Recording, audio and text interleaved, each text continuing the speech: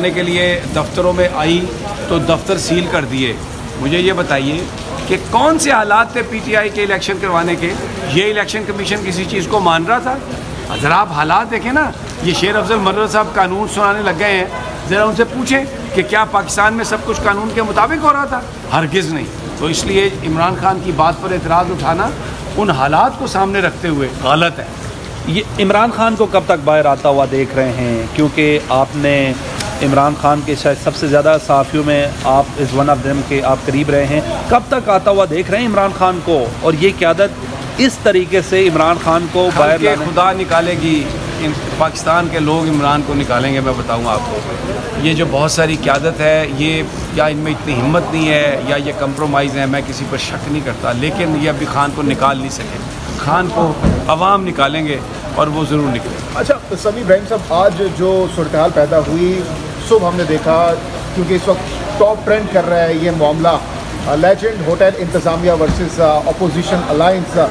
ذرا منظر کشی کیجیے گا, آج آپ نے کیا دیکھا جس طریقے سے اچانک پھلانگے گئی یہ جو دروازہ تھا, اس کے بعد بھاگتے ہوئے اندر گئے اپوزیشن قائدین, آپ نے کیا دیکھا؟ ذرا منظر کشی کیجیے. میں ایک تو میں محمود خانہ چکزئی جو ہیں, یہ میں ان کو بہت میں بڑی ان کی عزت کرتا ہوں, اور انہوں نے بہت زیادہ اس معاملے میں ایک رول پلے کیا.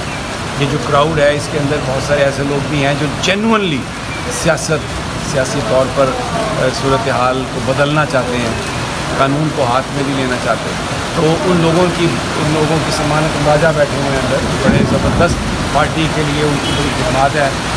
اور بھی لوگ اندر بیٹھے ہیں جن کا میں نام نہیں لے پا رہا. اگر آج ڈاکٹر ماہرنگ اور منظور پشین آ جاتے تو یہ محفل جو ہے اس میں پھر یہ حقیقی قومی کانفرنس بن جاتی. تو ان لوگوں کی جو خدمات ہیں اس کی وجہ سے یہ سب کچھ ہوا ہے. لیکن مجھے لگ یہ رہا ہے کہ تھوڑا کچھ ہائی جیک ہو گیا ادھر. اس وقت سمجھ نہیں آ رہی کون کیا ہے. سب نے سفید کپڑے پہنے ہوئے ہیں یا سب نے ہاتھوں میں دستانے پہن لیے, تو ہم کہاں تلاش کریں کہ کس کے ہاتھوں پر ہمارا خون ہے. بہت بہت شکریہ سر. یہاں پہ آپ سارے ساتھی موجود تھے.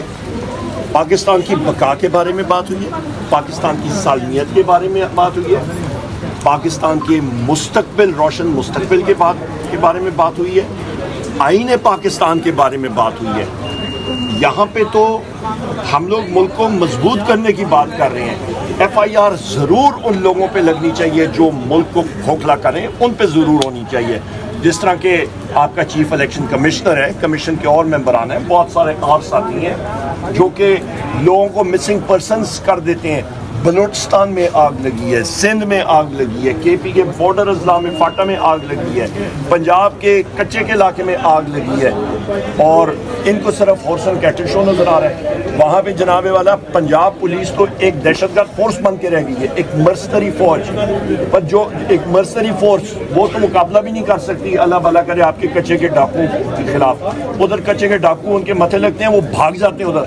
یہ حالات. سر کہا یہ جا رہا تھا کہ اسٹیٹ کی ریٹ کو چیلنج کیا جا رہا ہے اور ایسے لوگوں کو یہاں پہ انوائٹ کیا جانا تھا جن کی وجہ سے مسائل بڑھنے تھے. چلیں میرا خیال آپ نے میری بات نہیں سنی. اسٹیٹ میں کھڑا ہوں, میں اسٹیٹ ہوں. آرٹیکل 7 پڑھیں پاکستان کے آئین کا. آپ کا مرکزی حکومت پارلیمان, میں پارلیمان کا حصہ ہوں. میں الحمدللہ میرے لیڈر وزیر اعظم عمران خان صاحب نے, میری پارٹی نے مجھے بنایا ہے لیڈر آف دی اپوزیشن. میری کانسٹیٹیوشنل پوزیشن ہے, میں اسٹیٹ ہوں. میرے ساتھ جو ساتھی ہیں ایم این ایز وہ اسٹیٹ ہیں, ٹھیک ہے نا. صوبائی حکومت, صوبائی اسمبلیاں, وہ ادارے جو ٹیکس نافذ کر سکتے ہیں, یہ ہے اسٹیٹ. باقی جو ہے وہ اوزار ہے اسٹیٹ کے. اوزار اٹھ کے اسٹیٹ کو نہیں پوچھ سکتے ہیں, ہم اسٹیٹ ہیں. میں نے پرائم منسٹر کا الیکشن شہباز شریف کے خلاف لڑا ہے. ہماری نسلوں نے اس ملک کے لیے خون بہایا ہے. ہماری قبرستان میں آ جائیں, غازیوں کی قبریں ہیں. یہ بتا دیں جو یہ بات کرتے ہیں انہوں نے کیا کیا. بہت شکریہ.